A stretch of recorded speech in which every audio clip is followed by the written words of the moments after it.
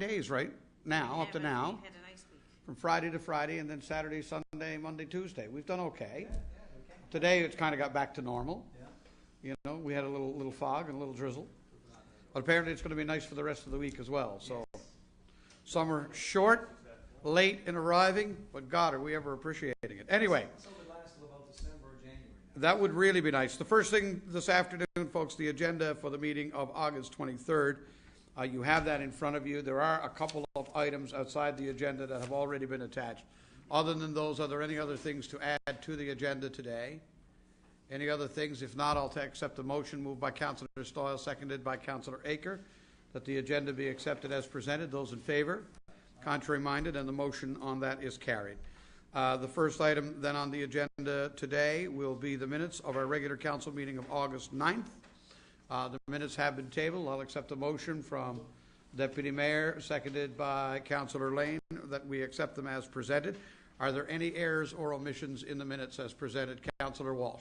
Thanks, Your Worship. 548, I think just a correction of the name. I believe it's Janice, and the name is Holman Price under 548. Janice, of course, was involved. Jeanette Holman. Is it Janet? Jeanette or Jeanette Holman Price. Jeanette. Jeanette? Jeanette, Holman Price. Anyway, so just a correction there. Okay. And the only other one, Your Worship, I had mentioned construction zones, lighting, poor signage, that sort of thing. 558, and I believe Mr. Lush was just going to check on the requirements, provincial requirements in terms of lighting and construction sites standards. Did you get anything? Did you get a chance to get anything with that? It was Funny conversation. Okay. Of, they don't use them anymore, and then they asked me the last time I seen one, and I said I was a kid actually, and I think I stole it. And they said that's why they don't use them anymore.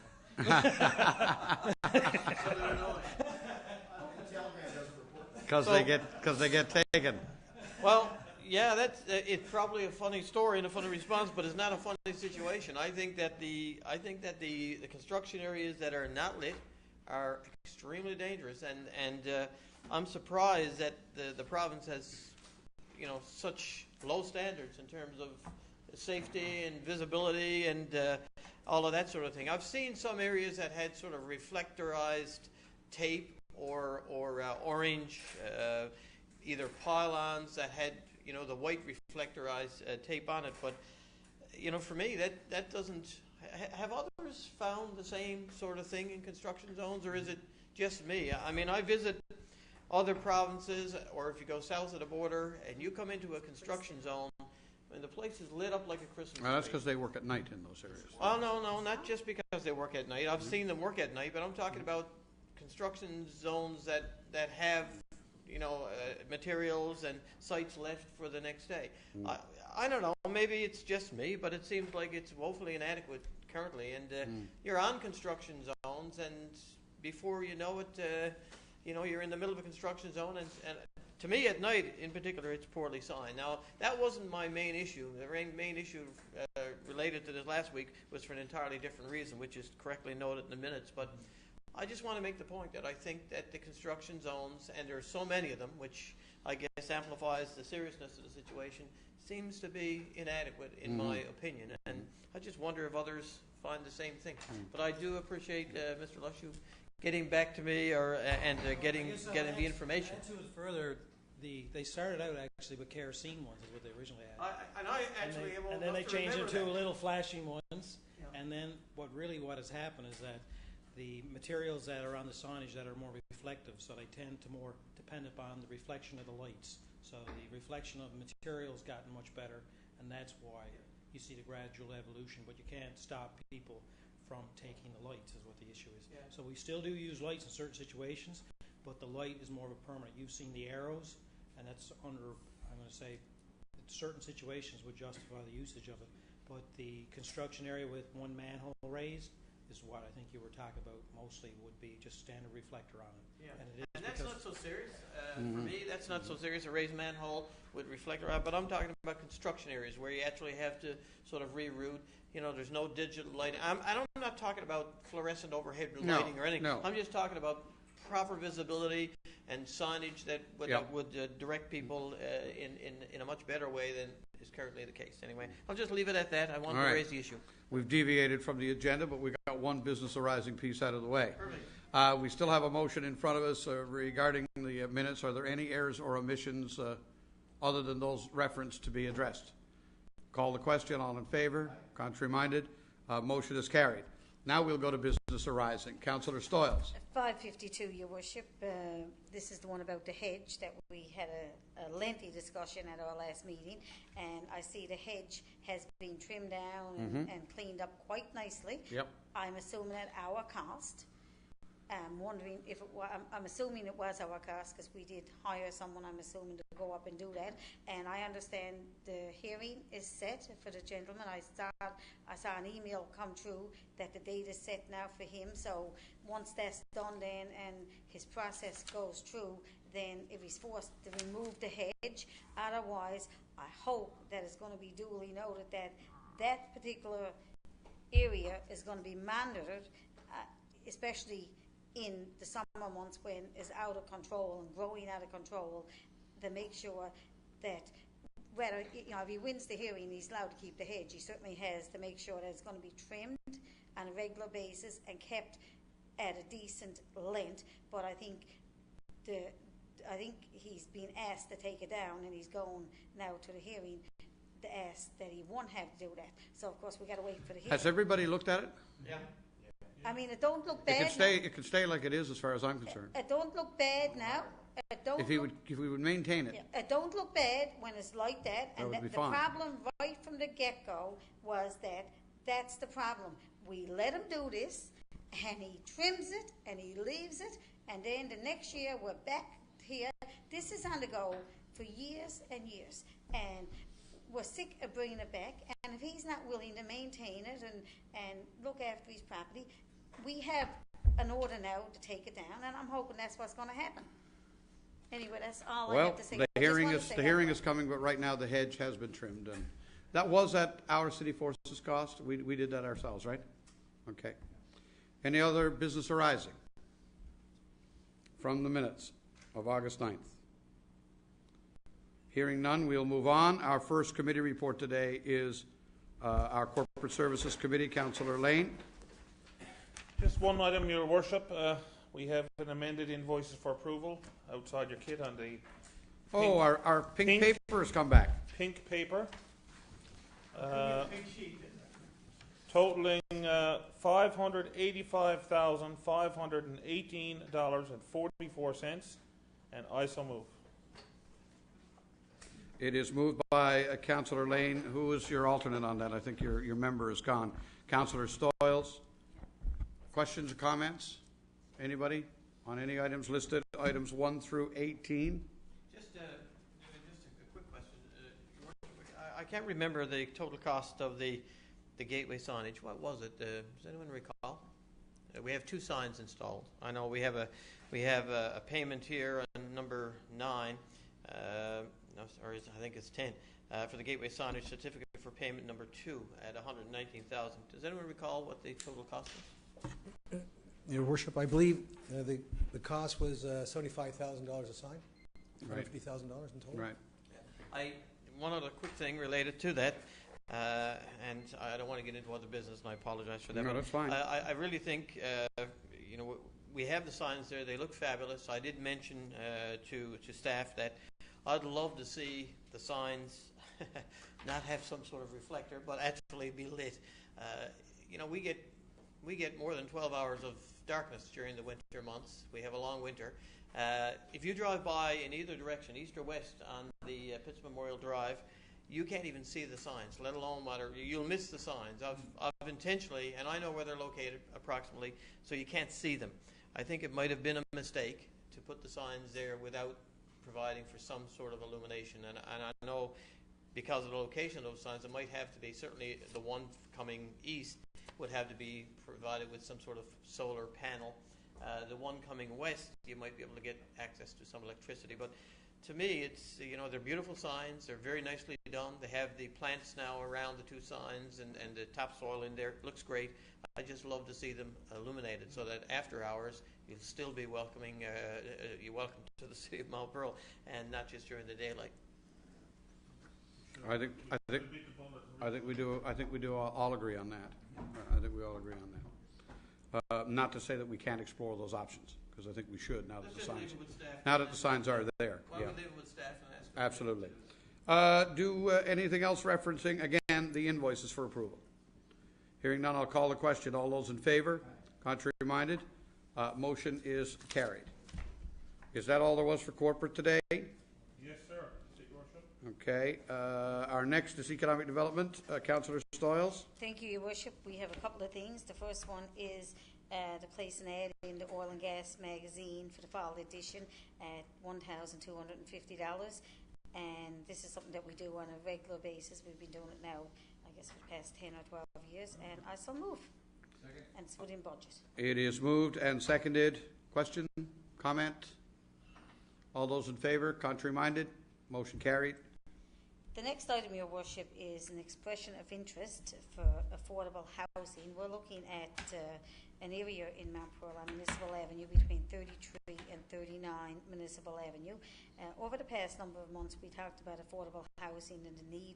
We did a study on homeless in Mount Pearl and had a great response and the need for affordable housing in Mount Pearl. So what Economic Development is recommending today is the committee is recommending the process to move forward with the affordable housing development, and of course we're looking for potential developers and everything, and basically what we're looking for today is just a motion to move forward with this, and hopefully this is going to be something that's going to help an awful lot of people with the cost of rent and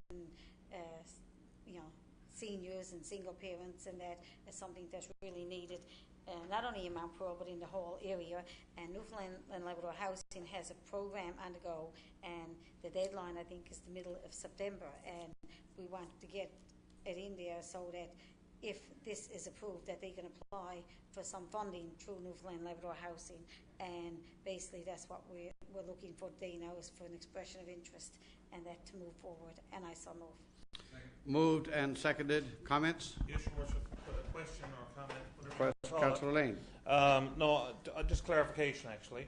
Councillor Stoyles indicated, for single parents and so on, so that we're clear that this is for senior citizens only. This is senior citizen exclusive proposal. This particular one is, right? Yes. This particular Okay, because Councillor Stoyles referenced single parents and affordable housing, but this is for seniors. This is strictly In senior. response to certainly the hue and cry that we receive from a number of citizens in the community. It's the identified most vulnerable group in our community. Yes. Thank you. Yeah. Deputy Mayor. Just further to that, we, Councillor Aker and I sit on the ASH committee, or the Affordable Seniors Housing Committee, and we met yesterday on this particular issue.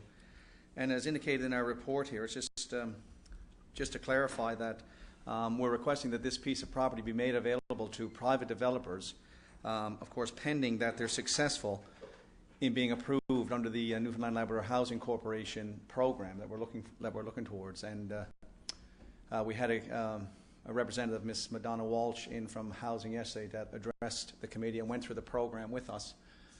And under the program for this particular project, I think the value is up to $40,000 per unit. So for a minimum of 10 houses. So we are making progress here. The deadline for this program is September 21st. We do the deadline on the expression of interest, which appeared in Saturday's paper, is August the 31st.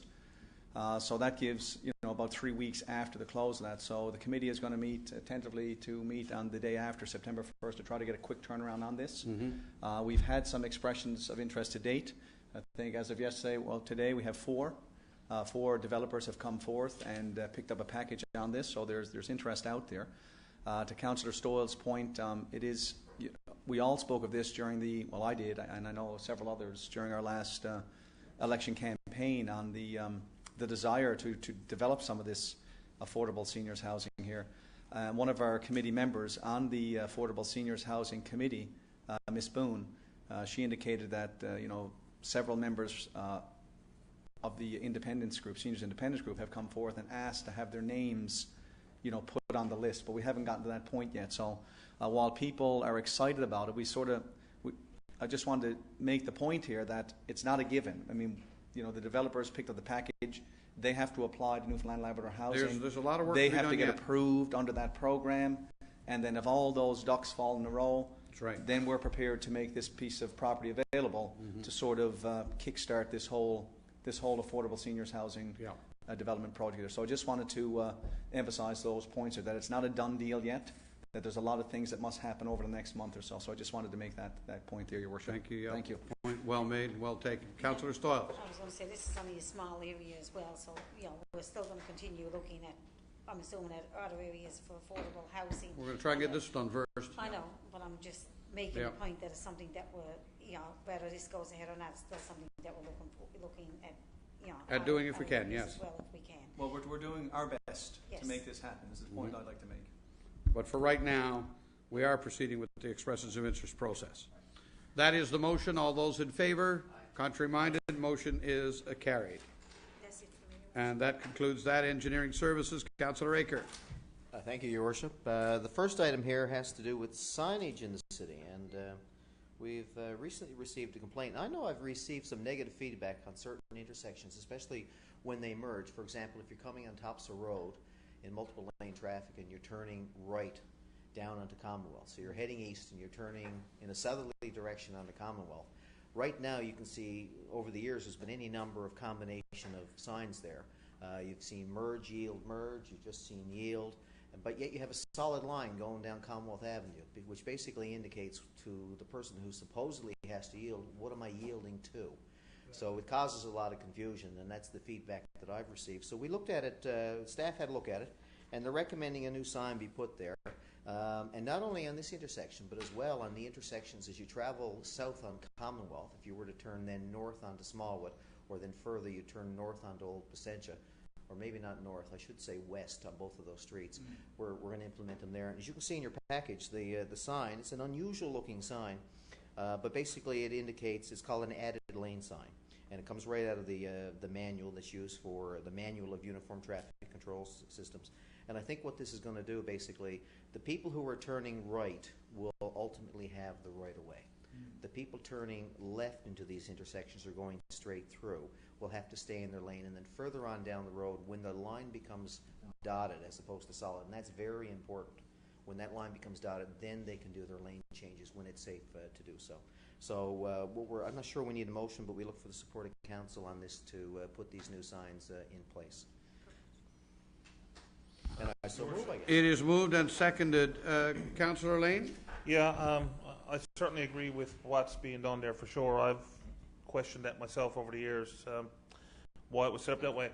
The only other question I got now that we're on these signs is, I'm wondering also, I've noticed some other intersections, for example, Ruth and Commonwealth. If you're going east on Ruth Avenue and you take the turn lane to go right, which would bring you, I guess, south on Commonwealth Avenue, if I'm not mistaken, they have stop signs there. There's a stop sign there. Which to me seems very unusual. I think an explanation I got one time in the past was put there because they were having some accidents and so on, people merging on through or yielding through. But to me, except for here in Mount Pearl and that one, and there may be others, I've never really noticed that you would have, like, what would seem normal to me is that if you're going in this turn lane, you're going and you're going to just yield or merge in, not like actually stop in that situation. It's supposed to be a stop sign because what happens is the road's not big enough for the tractor to have the right turning radius. So even though it works for a car, it doesn't work for a tractor. So what you do is got to make sure they stop before they go out because they're going to cross two lanes. They have another one at Corsan. They're stopped. But, Yeah. So why would tractors, well, I suppose, deliver tractor trailer on Commonwealth and Ruth Avenue? Yeah, that's why it is. It's done based on tractor turn radius. So is that normal to have that type of situation? It just seems really weird. I never noticed it in other places like that. Where you don't see it is because the intersection is laid out to allow for full truck tractor movement, so you can have a yield. But if it's not, you have to have a stop. That's the reason, real reason. That's the reason it is the way it is. We don't need a motion on that, you're saying? Just the support of council is all we receive. Well, we'll make it as a motion. It is moved, seconded by Councillor Stiles. All in favor? Contrary-minded, motion is carried. Item 2. Item 2 is the Greenwood Crescent Bridge. You can see the tender has closed. Closed on August 16th with 5 bids received. This upgrading of the bridge, or the replacement of the bridge, is related to Igor. The lowest bid there is Platinum Construction in the amount of $169,584.75. And I so move that we award the project to Platinum Construction. Second. Moved, seconded. Question, I'm comment? just wondering, Your Worship, if that, Councillor will, Stiles. if that will be done this year. I'm just curious because it's late in the season. Will the now, Greenwood Crescent and Bridge be upgraded this year, Mr. Lush? I don't know if it's enough time to get it done We this year. hope that it will be. There's a small delay with waiting for some last-minute changes by fishery. They wanted something done a little different, but I believe it is because the bridge, they claim to have the bridge already, so I expect it will be done this So it will be done this season. The only installments. Okay. Call the question. All those in favor? Contrary-minded, motion carried. Thank you. Item number 3, Your Worship, is change order number 8, related to CP1, the Glacier Arena expansion. It's a very small amount, in the amount of $4,430.50. And due to other extras that were added to the contract in the past, in recent past, additional bonding costs related to ensure the project were required for the contractor, and the amount of the additional bonding cost or insurance cost is $4,430.50, and I so move. Moved, seconded. All in favor? Contrary-minded, carried. And the last item, Glacier Arena expansion CP2, again, change order number 12, and this has to do with, they had to change the louvers on the, related to fans and air circulation in the new building up there. When they changed the fans, obviously they needed more circulation room and more intake from the outside, and the modification requires change of $16,736.98, and I so move. Moved, seconded. All those in favor? Question, Your Worship? Question? Yeah, I'm just wondering where we're to in terms of the budget for this overall project. Are we on budget, over budget? How much over budget? Mr. Silver? Currently, Your Worship, we sit at about, for construction costs, at about $15.5 million. So we're pretty well on the approved budget for that particular project. $15.5 million. Yes. What did we budget? Is that what we budget? That was the approved budget. Would have been 15.5. And Yeah, so And we're within that. we're actually slightly under that now, but with the most recent change orders, we're pretty close. And as far as I know, completion, we're pretty much at 90% completion. So Yeah. we should That's be with good. the overrun and everything. Yes. Yeah, that Yeah. includes a contingency. Oh, yes, That's of what I course, said. of course. Contingency. Let there be no doubt. Thank you, Mr. Silver. All right, did we call that question, Gail? I don't know. All in favor? Motion is carried. Item 5. Now, if there's any consolation on the Greenwood Bridge, we're saving about $100,000. So with the blessing of council, we can throw that into Mr. Silver's budget, if you like, right? You know, he'll ding us next time, yeah. All right, the last item here relates to the lighting contract with the BSB Electrical on the Squires Field, and you can see there's change orders there totaling $33,798.59. 4 items make that up. We thought it was wise, I guess, to add an amount of $2,088.24 basically for the installation of conduit in case we have to install a future score clock. Consider that really as an investment, because if we don't put that wiring in now and later on we put a clock in, we got to dig it up, it'll cost us a tremendous amount more. The next item there for $2,049 is just to relocate the switching to make it safer, just to relocate it within a fence pad as opposed to having it out open to the public. And the final 2 items there of about 24 plus 5, almost $30,000. I know that didn't add up. It's related to the removal of the nets and poles. We thought we could retain those, but they were too damaged by Igor. Ultimately, we had to remove the old ones and replace them with new. So the total of the change order, which I'm moving here now, which is change orders 1 to 4 under that contract, is $33,798.58, and I so move. Moved, seconded. Question, just what was the total cost of replacing these lights now? You know the total dollar value? The total bill? Roughly around 600,000 for both sets. For both fields. Both sets. About 300,000 each. It's 300,000 field. Yeah. Yeah, we saved a chunk of money by doing both of them together, isn't it? Not a ton. No, I said, then I changed the chunk. Yeah, we saved a small chunk of money, but not a ton. Call the question. All those in favor? Contrary-minded? Motion is carried. And that concludes Thank you, Your Worship. engineering. We're going to planning and development. Deputy Mayor. The first item, Your Worship, is an application here for number 1 Gray Place for an accessory building. They're requesting to build on the site of 1 Gray Place within the 1 metre side yard on the flanking street and 1 metre rear yard.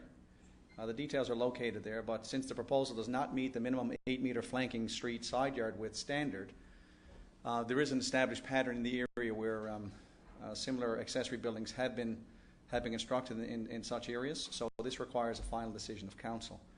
So as a result, the recommendation is, as per our development regulation 33.4, which is included in the kit, their accessories building, and based on the information received... Buy somebody something? You're buying dinner.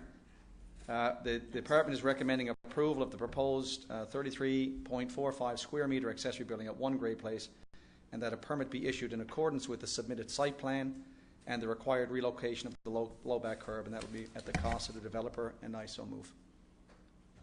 It is moved and seconded. Question, Your Worship. Okay. Yeah. Deputy Mayor.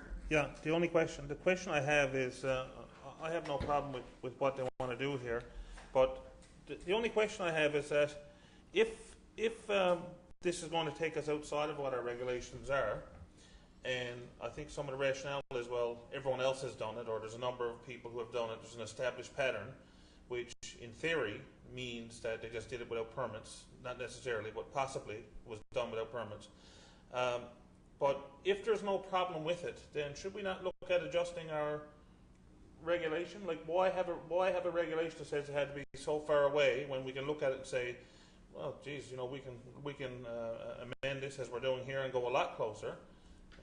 You know, should we not, based on that, revisit the whole regulation on the distances? Because if there's no problem with it here, when the next guy comes along, Sure. and But it may not work in all circumstances. Deputy Mayor, your turn. It may not work in all circumstances, so sort of a case-by-case situation that such approvals will be granted. So I don't think a carte blanche change to the regulations would be the most prudent. I don't know if our director would like to speak to that, or... Mr. Yevchak, to address that. Your Worship, it's standard practice that your accessory building is back far enough from your property line that at least you can get a parking stall between your garage and the property line. And that usually is anywhere from 6 to 8 meters. And that's a standard approach throughout the city. However, Council decided several years ago to bring in this regulation that would recognize where there's an established pattern, that Council would have the ultimate authority to take a look at unique circumstances. Mm-hmm. In this case, when the initial application came, the applicant was looking at a garage door that was facing Michener Avenue, and is going to be 1 meter back from his property line. So, relatively speaking, he'd open his garage doors, he'd be on the sidewalk. And of course, that's not something that we would accept at all. And we told him that that was unacceptable. And he turned around and he came back with another proposal where the garage door was actually facing inside the backyard, rather than onto Michener, the interior of the backyard, with a driveway off of Michener. He would have at least 6 meters from his front property line to the end of his garage. And the purpose of the garage, he told us afterwards, was not for cars and that. It was for ATVs and all. That's where he stores them. So he wants a place to store them, then take them out and bring them out through the side yard. So as long as the vehicle is off our road right away and property, and there's enough room there in the driveway, we didn't see a problem with it from that perspective. But that's the reason why normally, say 6 to 8 meters is what 6 to 8 meters is what you would have in terms of setbacks from the side boundaries. just one other question, Your Worship. Just not to prolong it, but I'm going to prolong it. No, the only other question I would have, though, is that, again, we're looking at an established pattern. So if the guy over on Padden Place, next street over, applied to do the exact same thing, but his neighbours didn't have a similar thing, there was no established pattern on his street, for argument's sake, then we'd say, no, but you can't do it. Is that how that would work? Okay. I'm just saying, it's almost like you're making chalk and one and cheese of another to a certain degree, you know what I mean? Because on Grey Place, I've got no issue with Grey Place. I think it's fine. I looked at it perfect. But on Grey Place, because other people had some, it's okay. On Paddon Place, because other people didn't have one, it's not okay, even though it's the exact same setup, off Mitchener and so on. That's the only thing, consistency and fairness, that's all. Wouldn't we look at it, and if it was Paddon Place, wouldn't we look at it He just said no. Well, That's what I I'm thought saying. we would look at it and make the decision then, that's what I thought.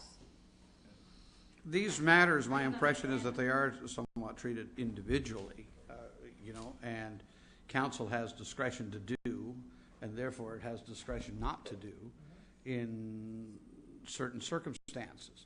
We've encountered, in fact, 90% of the work we do in reality as a council is predicated upon the anomalies that exist. We don't actually address very often that which is ordinary and routine. And, that which is approved is approved. That's why we see stuff built all the time. We drive around and you go, where the heck did that come from? Never heard about that because it fits. What we deal with is that which does not necessarily fit a cookie-cutter circumstance. I think we've had examples down on Park Avenue where houses are set back from the street huge amounts, and there's no real set development pattern for a modern-day subdivision. Well, we've allowed people to build to that standard. We've let people have their lots go further back, et cetera, things of that nature. We've even made houses fit on lots that can't fit them by rejigging the construction and so on. I view this as that same effort. Whether or not 33.4 in the regs here, which is being quoted to us, should actually say if there's an established development pattern in the neighborhood, then we will. It basically says if there's been an established pattern in a neighborhood, because you're dealing with grandfathering issues, well, then in those instances we will. I would say to you that on a modern street like Paddon, where these regulations and things probably existed for long ago, you'd accept that. So he's in a unique lot. He's on a unique lot at number 1, and that's what makes it possible for him to actually come off a different street. That's why he's able to get his driveway, right? Your Worship, He had to be able to find a way to get a driveway.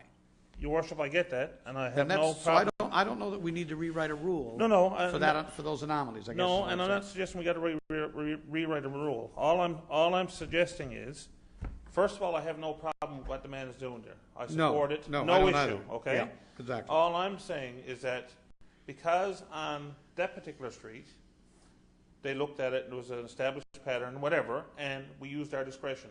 Perfect. Got no problem with it. Right. But on the next street over, we should also be allowed to use our discretion, because what I just heard was that if the man on the next street over, who was also on a corner lot, also off Mitchener Avenue, would be identical, and he came in and said, I'd like to do this, then we'd say no. And it wouldn't come to council for any discretion whatsoever. Is that what I'm hearing? It wasn't just the pattern on the Grey Place, it was the pattern in the neighborhood. Oh, okay. But the flanking street is still Mitchener, so if you're, am I right? Still the flanking street is Mitchener. When you go up to Paddon, Same there thing. would be a comparison, because the flanking street is Mitchener. You could compare Grey Place to Yeah, Grey Place. so all I'm saying is that the man on Paddon Place came in and he wanted to do the same thing. Would he also have the opportunity to come to council and we could use our discretion if it made sense? To me, it or would says- he to just me- said, no, I'm To sorry, me, I sir, say yes. I'd luck. To me, I say yes. Well, if that's the reality, perfect. I got a feeling it's not, though. Well, actually, it's up to us, isn't it? What we normally do is as in this case, we take a look at regulations and we advise the person that the proposal does not meet the regulations and is recommended for refusal. If the person comes back and says, well, I still want council to take a look at it, it'll come back to council. I mean, if council, then this change is as a result of council's request, because we were dealing with accessory buildings in a much more standard format, so many meters back, so many meters back. And for the staff, that's the best way of dealing with those kind of issues, because it's consistent, it's uniform, there's no issue. However, council has wished to have the authority to deal with accessory buildings and take a look at these situations on a case-by-case basis. And certainly if council, if an individual is not satisfied with the recommendation, they'll come back to council or through the committee back to council, and council will make that decision. I mean, if council wants to, wants to deal with all the accessory buildings, we can bring them all forward to council. I mean, that's your desire. It's certainly, it certainly is your decision. Not my desire.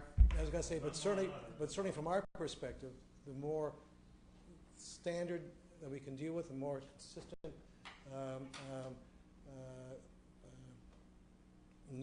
numerical standard, it's easier for the staff to deal with the application. So, so anyway, that's the background and so on. I guess the only problem is that somewhere along the line, this man, for whatever reason, whether he was the squeaky wheel, whether he said, I'm not satisfied with your opinion, however it worked out, somewhere along the way, he had his day in court and was nothing wrong with what he wanted to do, so we're looking after him.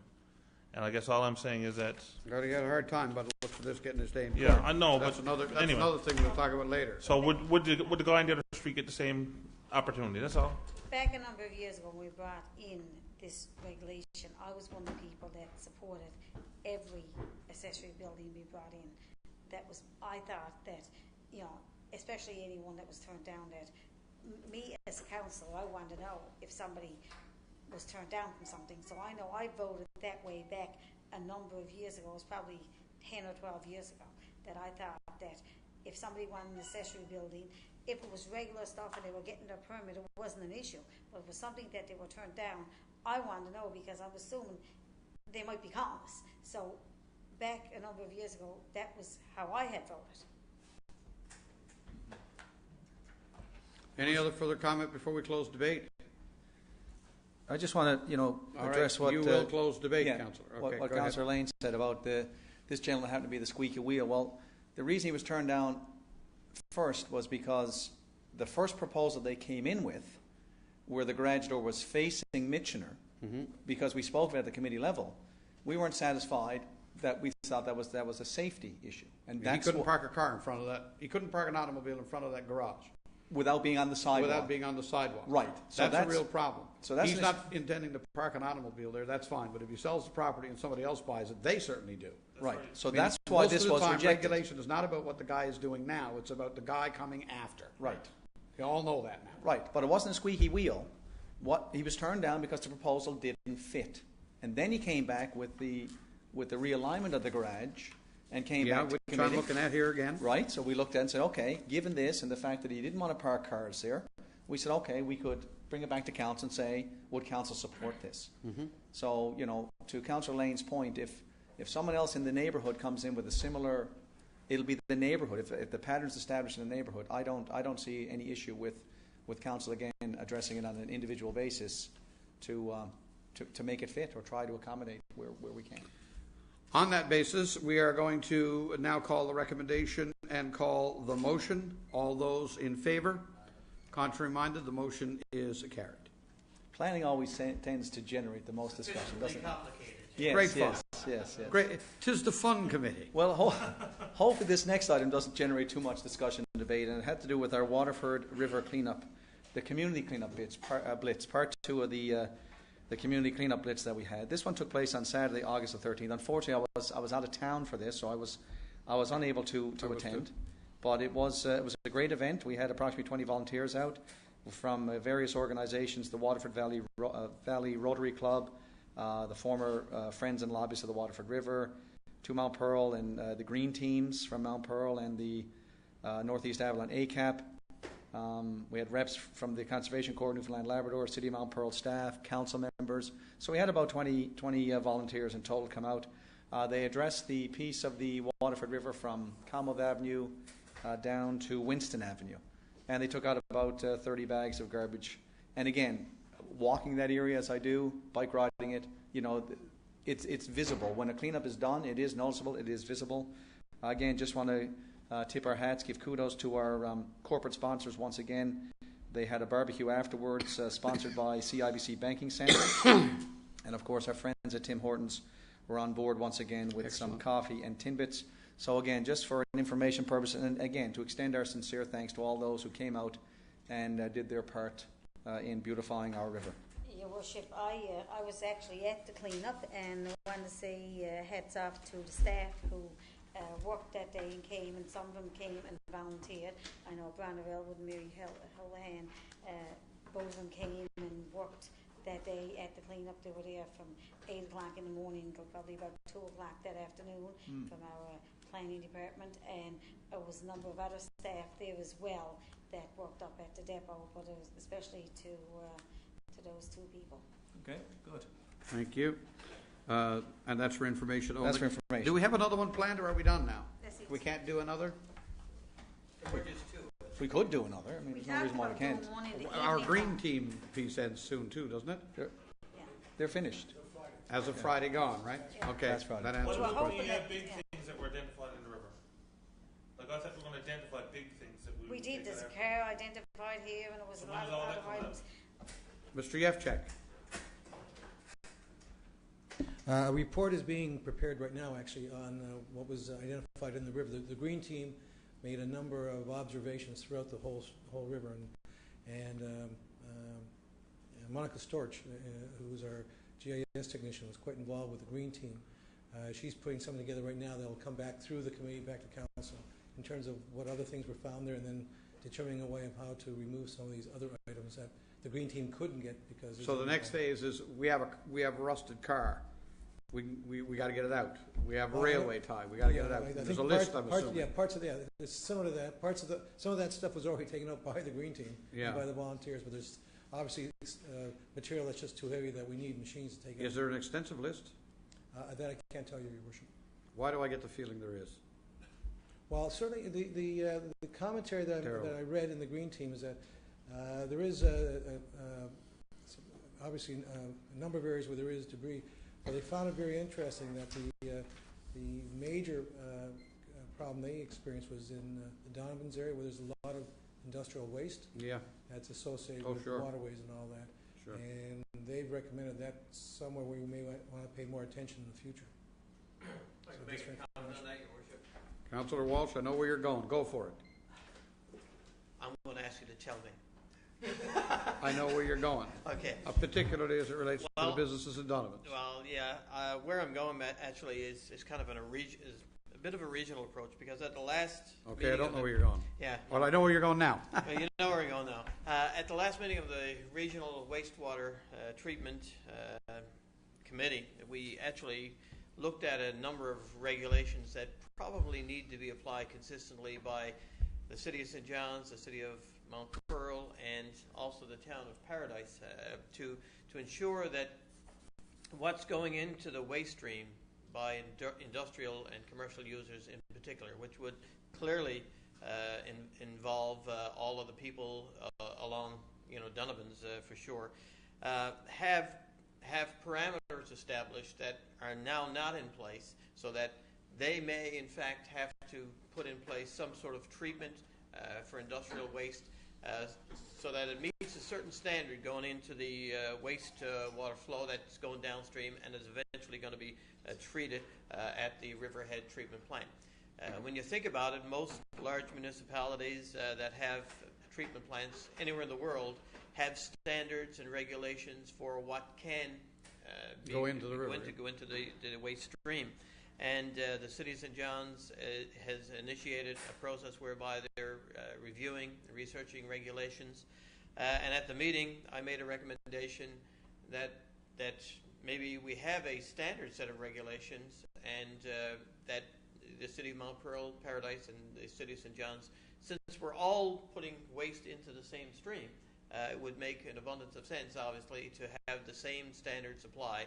It would be inequitable, inconsistent, and probably even a little unfair to have different standards for one municipality as opposed to another when we're all putting waste into the same diversion stream. So we have to make sure that we can break down reasonably well the waste that's being put into the stream. If we don't, of course, it will mean at some point in the future we'll be forced to be provided with a secondary treatment process, which would be enormously expensive, in excess of $100 million. So we need to ensure that proper standards are in place, and it goes directly to the point that Mr. Yevchek raises. So I just Okay. want to raise that That's a good point. as a point of information, and it's something that we're actively looking at and will undoubtedly be implemented That's a within good the point. next months or Thank year. you. Where I was going and where I thought you were going, which will certainly add to the point you're making, is all of these businesses that back onto the river and onto the tributaries leading into the river. I think it's fair to say that some of them may well be guilty of They are things being put in the river. And I was going along the lines of, is there not some stricture, some mechanism available to us as the authority to go and tap, ABC Polluter Inc. on the shoulder and say, if you don't mind, but the rotting crane and the 4 barrels of God knows what, and the other garbage out in the back of your yard that's now found its way in the stream, you're required to get it out of there. It seems to me that if there's a problem in the Donovan's Park with garbage in the river versus what you're talking about, which I think is critical, what you're saying is critical, that's where I was going. Is there a mechanism available to us that we're not just looking at volunteers, can you go get this out of the river? We make these business owners address their own nest. That's where I was coming from. I thought that's where you were going, Councillor, but your point is well made. That makes an abundant sense that this policy would take it even well beyond. Would take it all well beyond, yeah. That having been said, the floor is now again yours, sir. Okay, next item, Your Worship, is the development permit list for August 5th to the 19th, 2011. We have 2 items here, and I move that they be accepted as presented. Permits 39 and 40, moved, seconded, all in favor? Motion carried. The next item is the building construction permit listing for August 6th to the 19th, 2011. Residential construction during this time period came in at $1,616,600. Commercial building construction during the same time was $2,597,000, bringing the total for this time period to $4,213,600. And I move that these amounts be accepted as presented. It is moved, seconded by, who's seconding here now? Councillor Aker. All those in favor? Contrary minded, motion carried. The next item, Your Worship, is outside. Yep. First one I'll deal with is the Municipal Plan Amendment number 90, 2011, Development Regulations Amendment number 210 for 2011. And this, Your Worship, deals with 291 Old Placentia Road for the office building rezoning. This came in during our last council meeting on August the 9th. The proposed amendment was released from provincial review as of the 22nd of August, and the city is now in a position to move forward with a public hearing component of the amendment process. So the purpose of this municipal plan amendment and the corresponding development regulations amendment, again, was to provide council with the authority to consider medical and professional use, a dentist's office, to be constructed here at 291 Topsa Road. So the recommendation is there. Old Placentia. What did I say? Topsa. My apologies. Old Placentia Road. The department is recommending the following: that the plan amendment number 90 to 11 and development regulations amendment 210 to 11 be adopted as presented, and that the public hearing date be set at 7 p.m. on Thursday, September the 15th, 2011 at Mount Pearl City Hall, and that George Traynor be appointed Commissioner pursuant to Section 19 of the Urban and Rural Planning Act, and I so move. Moved and seconded. Question or comment? Councillor Walsh. I just want to, just for clarification, Deputy Mayor, this is not a new construction. You're aware of that, right? Okay, yes. This is actually the conversion of the current church, right, on the site, and there was a lot of concern by residents as to what could potentially be there.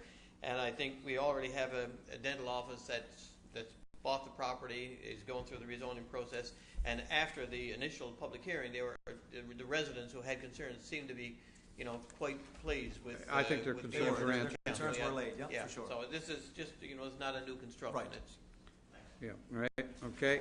Any other further comment? it is, Yeah. I'll call the question. All those in favor? Contrary minded, that motion is carried. And the last item, Your Worship, I saved the best for last, was the Mount Pearl Municipal Plan Review, our City Plan 2010, and the Mount Pearl Development Regulations 2010. We have the document right here for all to see, and we have our beautiful maps behind us here.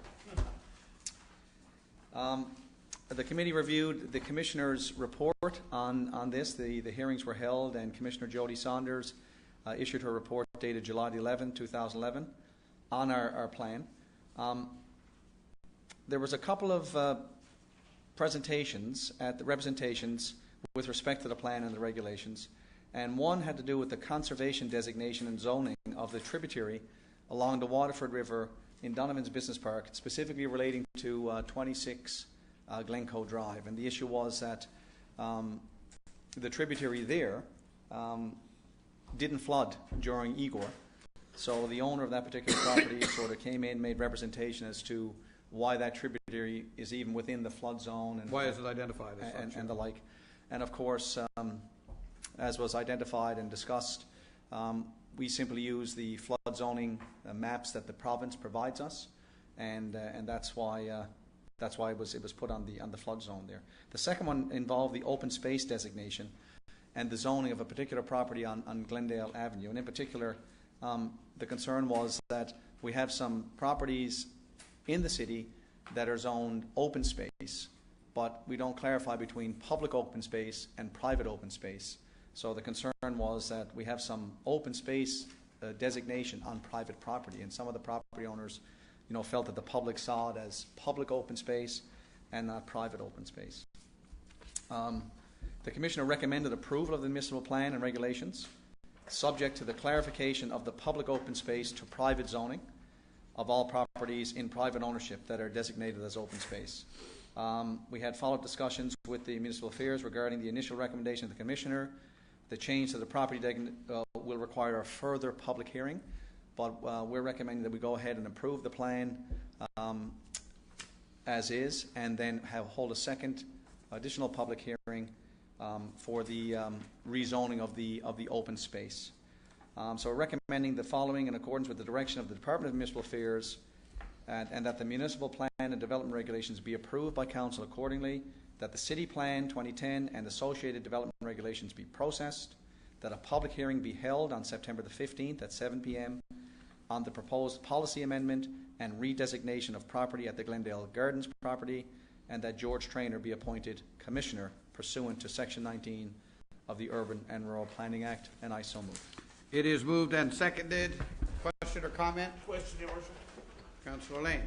The only question I have relates to the first piece there on the flood zone for the tributary there in Donovan's, and I'm just wondering, in terms of process, Mr. Yepchek, does the business owner in question, Mr. Parmenter, who without doubt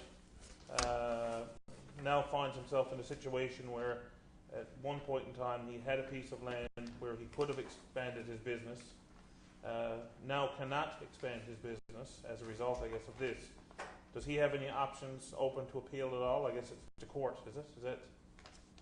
Is that where he goes if he's not satisfied? Mr. Yevchek? Yeah, there's a few things. First of all, I'm not too sure he's the current property owner anymore. I think he sold his property. I believe so. Yeah, we signed a compliance letter about 3 weeks ago regarding the property. Okay. Now, again, he may still be there, but that's my understanding. Secondly, there's no different restriction now than there was under the previous plan. This is a flood zone by the Department of Environment. Mr. Parmenter's issue was a whole issue about why was this land identified as a flood zone. What was the scientific evidence, or he questioned the scientific evidence that identified this as a flood zone, and he actually approached the environment regarding that scientific evidence, as did the Commissioner. And the Commissioner also followed up separately from Mr. Parmenter. In both cases, the Department of Environment and Conservation indicated that in the 89 study, the information that was used clearly identified a flood zone on the property, and that this was no different now than it was then. And whatever conditions applied in the previous plan and with the new plan hasn't really changed. It's the same conditions. There's a flood zone, there's a buffer. The flood zone limits the type of limits or prohibits the type of development that can go in the flood zone. The buffer is the area where the environment has more leeway to take a look at whether development can occur there or not. So all in all, the Commission took a look at it. Her perspective was that the information the Environment and Conservation gave her was consistent with what we were recommending in our plan, and in this particular case, she saw no reason to make any changes to it. Okay. Yeah, Your Worship, just a question. Delane, then Councillor Soils. Okay, well, if he sold his property, which good for him, I guess it's going to be a non-issue to him anyway, but I guess one of the other issues he had, which you did indicate there, is that at one point in time when he put his business in place, he had actually had approval from the City of Mount Pearl at the time to put an expanded building. And then later he withdrew and he downsized it because he didn't need the larger piece. So at the time, he claims, had he have just moved forward, the building would have been there. And now, when he came back and applied a number of years later, when he was ready to expand his building, he was told, no, you can't because it's a flood zone. But anyway, the reality of it is that if he has now sold his property, it's not his problem anymore. He's happy. He's moved on. And I guess the new property owner knows what they're getting into when they bought it. So. Jeff, just to respond to that, then Councillor Stiles. Yes, thank you, Your Worship. A couple of things. In terms of the new property owner, we were, no, they were in contact with us about the property, about the restrictions. They were certainly aware, or at least the new interest, I shouldn't say new property owner. And so we advised them accordingly. And then again, as I said earlier, we saw a compliance letter come through, which usually indicates transfer of the property. You also asked, I didn't respond to, what other option does the individual have if he feels aggrieved by the city's plan? You're correct. He really only has one avenue, and that's to take us to court if he feels that there's still an outstanding issue on his behalf. Okay, thank you. Thank you. Councillor Stiles? I had a question, just wondering about where a grandfather clause would come in, or if there would be a grandfather clause that would come in an instance like this. That was my question that I had. I don't know. Your Worship. Yeah, can you answer that? Grandfather clause? Well, in terms of the history of the development of the site, I'm not quite sure I recall that's exactly what happened, that he had a larger expansion and then he made a smaller. I heard Mr. Parmenter say that, but I don't recall in the file that's exactly the circumstance. The sense I got that he got an expansion that he was looking for. He did apply for a second one, which was turned down because he was in the flood zone. I recall that. But the first expansion he got, which, I've got to be honest with you, is in the flood zone, but he did get it through environment and conservation. That's what I recall. In terms of grandfathering, the approvals are only valid for 1 year. Even if you did get approval, and then council has the applicant has to make another application and review, and council makes a decision based on the regulations and policies that are in effect at that time. Okay. So in this case, what comes into play now in terms of both the plan and regulations will be the new approach council takes versus what's been approved in the past. Having said that, the approval is valid for a year or two, and they will be honored. Legally, we have to honor that development permit or that approval for that period of time.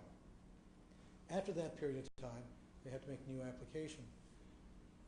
Our regulations under the new plan are, for the most part, either similar or less restrictive, and that's all towards council's desire to have greater intensification in the city of Mount Pearl, and optimizing our current roads and our services. So I don't think grandfathering is so much of a concern for most developers, because in fact, for a number of them, they'll probably actually have easier standards that they're dealing with right now. Okay, thank you. I'm going to call the question on that motion. We've already done so. Councillor Aker. Thank you. Yeah, I just want to clarify. I'm not sure we're clear on a couple of points, but first of all, if this doesn't get adopted as the conservation designation as part of the municipal plan, that doesn't mean that any development there, that development does not have to be referred to the Department of Environment. That was always there, as I understand it. We as a committee, we met with the department, representatives from the Department of Environment, and whether we adopt this or not, regardless, there would have to be a referral on any development that's going into the buffer or into, obviously, the floodplain. Mm-hmm. But the other point I want to make, too, is that the fact that a property or land is in a buffer does not mean that you can't develop it. It just means really it's subject to review. Now, perhaps, yes, if you're in the floodplain, that's probably a place you're not going to go.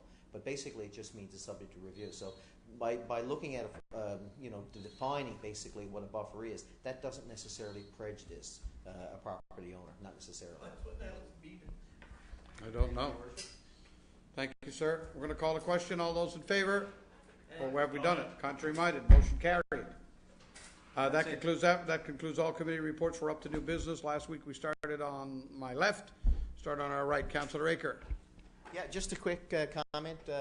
Soccer is dear to my heart. The boys and the girls under 18 teams will represent the province of Newfoundland and Labrador in Fredericton on Thanksgiving weekend. I just want to throw congratulations to the coaches, the managers, and to the players, as well as Well the Mount done. Pearl Soccer Association for that honor. I think one team beat St. John's and the other team beat Corner Brook. So congratulations to all, and that's all I have, sir. Thank you very much. Councillor Walsh. 8 short agendas, Your Worship, and I'm going to add to the misery. Just a couple of updates. First of all, the last meeting we had a fairly substantial debate on helmets and helmet use at the skate park. Just want to mention, for the sake of the press and the public, that we've done some research and got some data gathered together. We're going to share a committee to the whole. And we're hoping to have all of this done, Your Worship, and members of council, prior to the official ribbon cutting of the skate park. Obviously, it merits a little discussion. But the opening will hopefully be determined tonight, the date of the opening, at least later in our committee meeting. But we're going to try to make it something that would be relevant for the young people, so that we're going to have a demonstration by professional skaters, some hip-hop music, and different things like that that will appeal to the people who actually use the skate park rather than to people like ourselves, if you get my drift. Secondly, Your Worship, swimming pool will be closed for a general maintenance from the 28th of August to the 6th of September inclusive. This is generally part of what we do each year to prepare for the new upcoming season. We do on Thursday afternoon, I think at 4 o'clock in particular. I think the overall event runs from 3:30 to 5, but Rick Hansen, who's well known throughout the world, in fact, as part of the Man in Motion Tour, is raising money for spinal cord injury research, which he continues to do. He's going to be here at Centennial Park at 4 o'clock. There'll be some live entertainment and refreshments, and we welcome Rick Hansen to the City of Mount Pearl and invite the public to come out and support that as well. Your Worship, I just want to make a brief comment on some of the public meetings and discussions and commentary relating to Smallwood Arena. I know that you've made some comments yourself related to that. I just want to emphasize the fact that these discussions are not being carried out in collaboration with the City of Mount Pearl at this time. And I do want to say, to sort of underscore the importance of the process that we're involved in and the sensitivity of that, we're actually involved in an active development application for the reuse and redevelopment of that facility that basically complements and supports recreational programming in the City of Mount Pearl. We're not in the least bit being unreasonable, unfair, or anything else related to that. But in fairness to the applicant, we need to have this run its course and see where we are. And I think as recently as yesterday and again today, our staff have been in touch with the applicant to try to fine-tune that agreement. And before we can do anything else, in fairness, we have to respond to that development application. And the last item that I want to mention is something that got a little press a couple of weeks ago because of a petition that was being circulated, and that relates to the use of St. David's Field Minor by baseball. minor baseball. We did have a very good and very productive exchange of views between the officials and executive of minor baseball and ourselves. We listened very carefully to the concerns related to the proposed field at the top of Mount Carson, which is still, as we all know, in its very, very preliminary design stages. They listened to our concerns, and there were many, related to St. David's Field and the impracticality of continuing that as a softball or baseball field. And I'm confident, as a result of that meeting, that we'll be able to meet the goals that have been articulated clearly, and where the lines have been drawn on both sides. So I think in the end this will work itself out. I'm confident of that. It was a great and very respectful, very professional exchange of views, and we'll keep council and the public updated on this matter as well. Absolutely. Thanks very much. Thank you. Councillor Stoyles. Thank you, Your Worship. I have a couple of items. First of all, I want to pass along my sympathy to Jack Layton and his family. We all know that Jack passed away, and I wanted to mention that I'm assuming we're going to send off a letter to the family, and that I understand there's some emails going around about lowering the flag and all that stuff, so I think that's all great stuff. So I don't think there was any plan on the part of council that we'd have direct communication with the family. There was an understanding that through the FCM and municipalities, Newfoundland and Labrador, as well as representation from our own provincial government, that I don't think there was any intent on our part we would do anything individually with a family. No. lowering the flag certainly, and particularly after a state funeral had been decided upon in his honor, is an appropriate exercise, an appropriate thing for us to do, which we have done, and as of this morning. But I don't think we were going to try and in any way make direct contact on our own to speak with the family. No. The only thing, Your Worship, we could do, just Send a letter out. well, no, a suggestion. There are two Is condolence that our books to MP, be no, signed. our MP, Ryan Cleary, Mhm. he's having, he has a register or whatever He has at a his book- office a that book- they're a starting condolence book, signing today. Yeah. So it wouldn't be a bad idea for each member of council could go down go and down sign and it sign as councillor and as mayor of Mount Pearl and Which we sign can do. that. That's something we could certainly do. Yeah. Okay, that's fine, Your Worship. The only, I also wanted to get back a number of weeks ago, we talked about the oil spill in Donovan's and the cleanup that had Yes. been going on, and I'm just wondering, I spoke to Mr. Lush before the meeting and asked him if we could have an update. We know it's the province's and environment's role, but of course we get the complaints and we get, and the public, I've received at least 2 calls and a number of emails on it, and when the public sees a lot of activity go on in our community, they want to know what's happening, even though we are not responsible and we don't have the authority to be doing much with it. But I know our staff have been there on a regular basis, making sure that the cleanup and everything is being done, and I think the public has a right to be aware of what's happening with it. So I'm going to ask Mr. Lush if he has any further update for us. Mr. Lush, update us on the oil spill.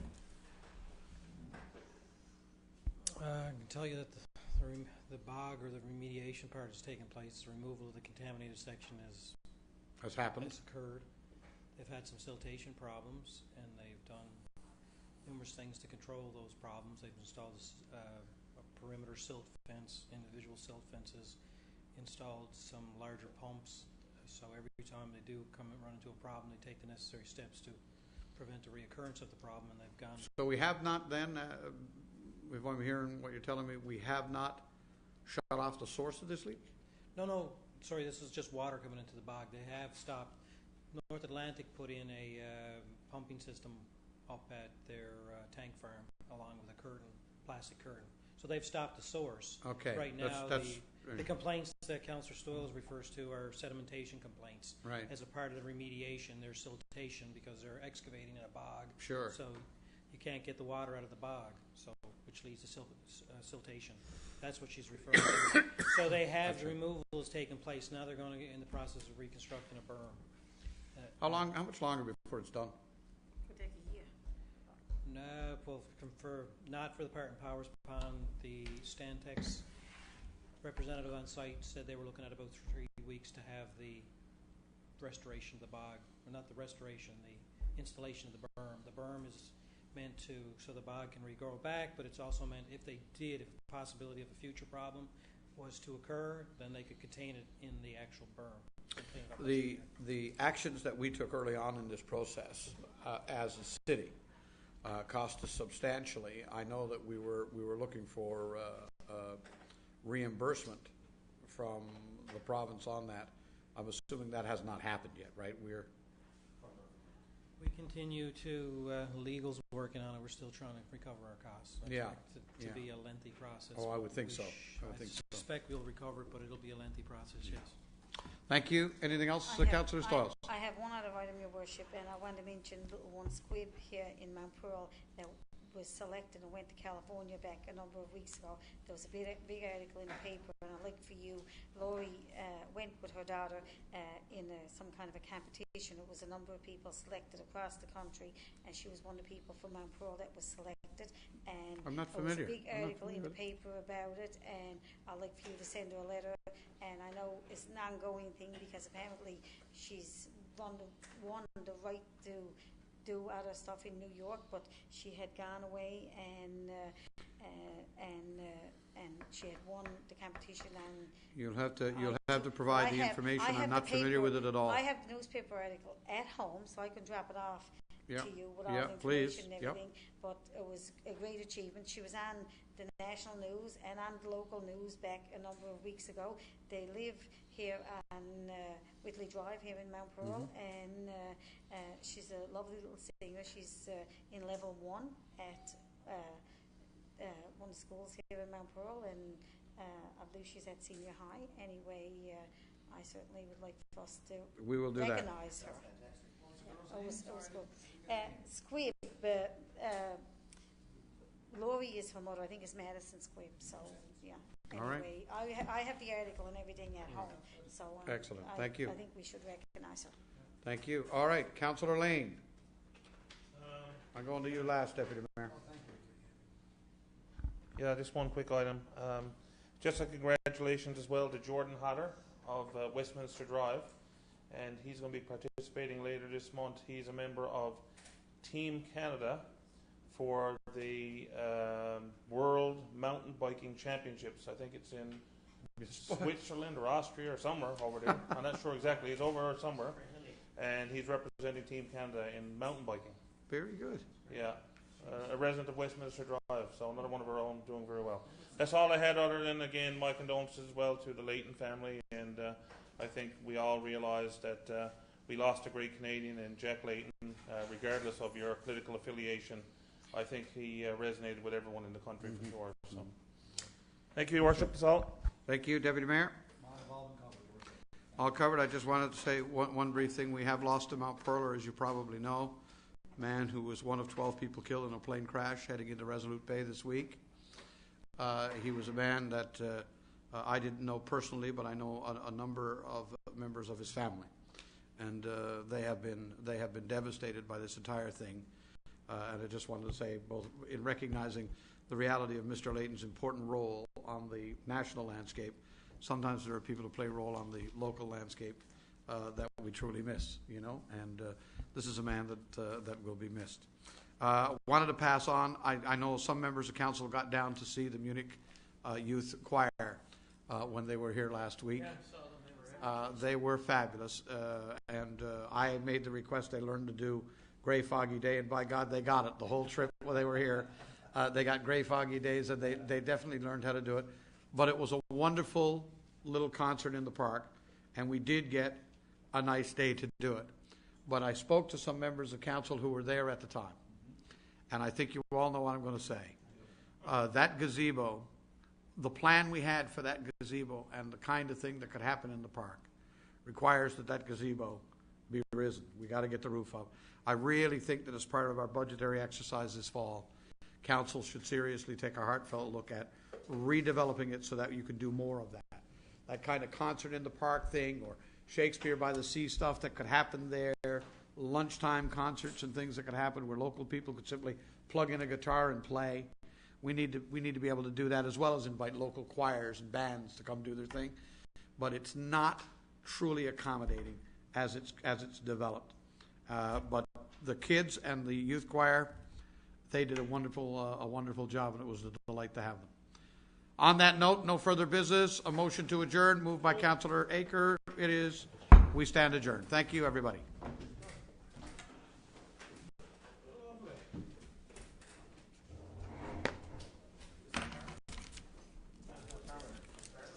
Great place?